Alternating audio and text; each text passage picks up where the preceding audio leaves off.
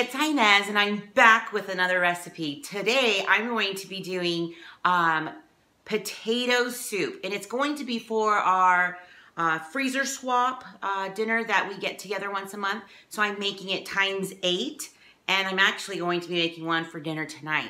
So come along, let's get started. So this is a variation of Paula Deen's recipe, but the recipe that I'm going to be adding to the end of this video will have the exact recipe. But for our family, we have 6 people in it, most of them growing men or men. So I needed to make 1.5 versions of this soup. So I turned off my lights here, so I just want you to be able to see what I'm doing more on the counter. All I got was some southern hash browns, but you could use regular hash browns. So I put 1.5 bags in here. And you're also going to need 1.5 cans of cream of chicken soup. It's super yummy. And then what I'm going to do is just kind of mix this up and then put them in freezer bags for the ladies, so we can do our meet up and then just exchange meals. It's lovely. So far everything's been wonderful, and I am loving this. So just a little sprinkle of onion, and then a ½ teaspoon of pepper. And then I'll mix that through. It kind of is a little bit like the cheesy potatoes or the funeral potatoes I made. And this will go into a crock pot for 5 hours, 4 to 5 hours. And then that last ½ an hour is the secret ingredient.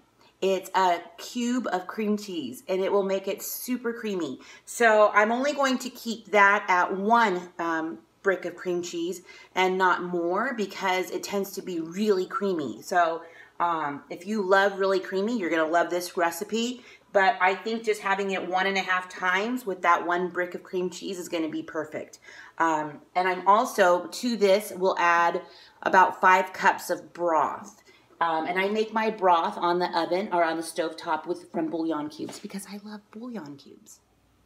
So I just wanted to show you what it looks like in the bags. So I have 2 sets of dinners here so far, and the smaller bag is the chicken stock made from the bouillon cubes, and then the cream cheese. So I read online that you shouldn't add the liquid into the mixture because it'll just absorb into the potatoes and then not have enough liquid. So that's why I'm going to separate them, so that I'll have the directions for each family to just add them together when they're ready to cook. And that cream cheese block will be added to the last 30 minutes that it's cooking in the crock pot. It is super yummy. And what I'm also making with this dinner are ham and cheese sliders. So my soup has come to a full boil. Or a full cook. I just added the cream cheese, so you can kind of see that it's stirring in here. It smells really good, and I can't wait to have it for dinner. I will have the recipe at the end of the video, but I also am going to show you what we're also having as the ham and cheese sliders. So yay, you get 2 recipes in 1 video. I'm going to be making Hawaiian ham and cheese sliders. I saw them online and I thought they would be perfect with the potato soup.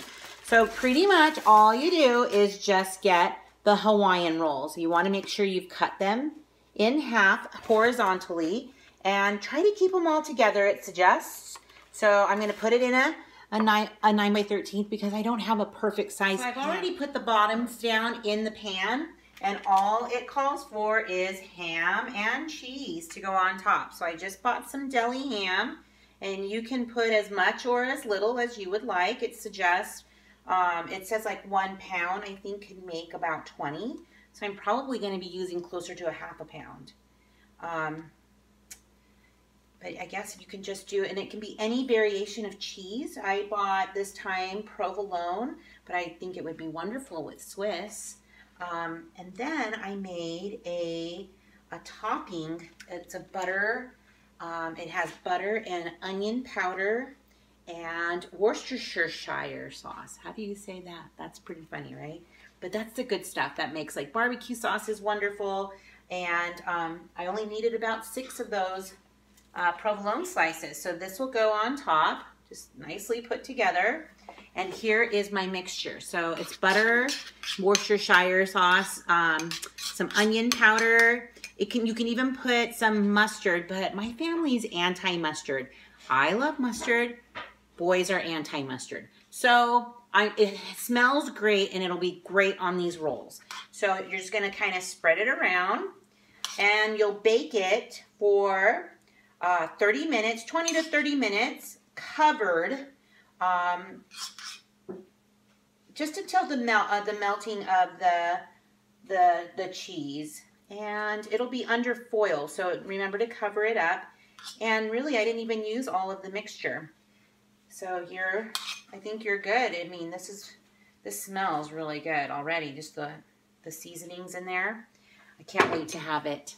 And that'll come to a bake. They'll be nice and moist and nice and gooey. That's just the way we like them. And I'll show you a picture at the end as I'm serving them to my family. But I want to thank you for coming and stopping by. I hope you love the recipe. Try it out. Let me know what you think. And have a nice day. Oh, I should say, come back. You never know what I'll be rolling out next.